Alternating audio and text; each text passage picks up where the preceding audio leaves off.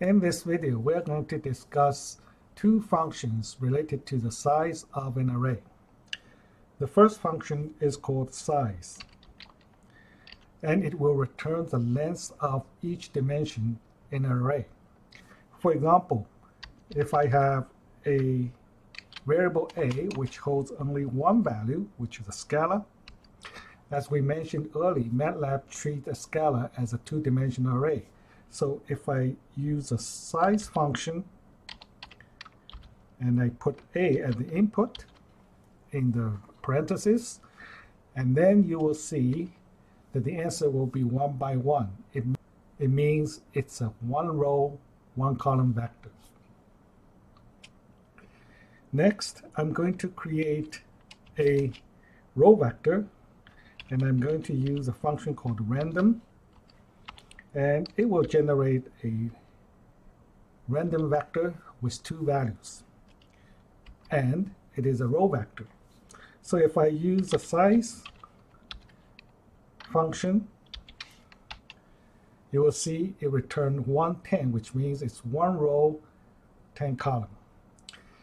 Alternatively, we can create a column vector.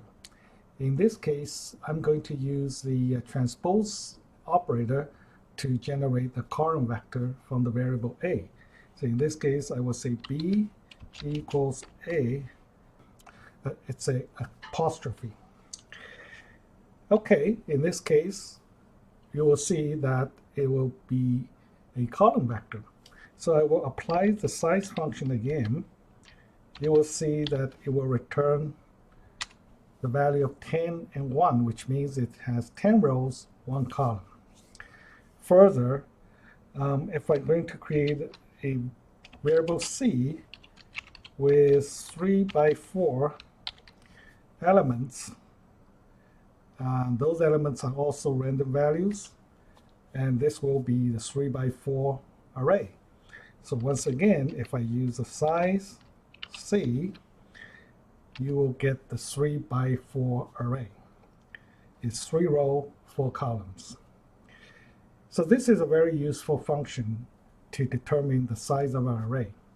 However, in the case of vectors, it is much easier to return one value, which is the total number of elements in the array, rather than two values. So in this case, we can use a function called length, L-E-N-G-T-H, length. It will return the maximum size of a dimension.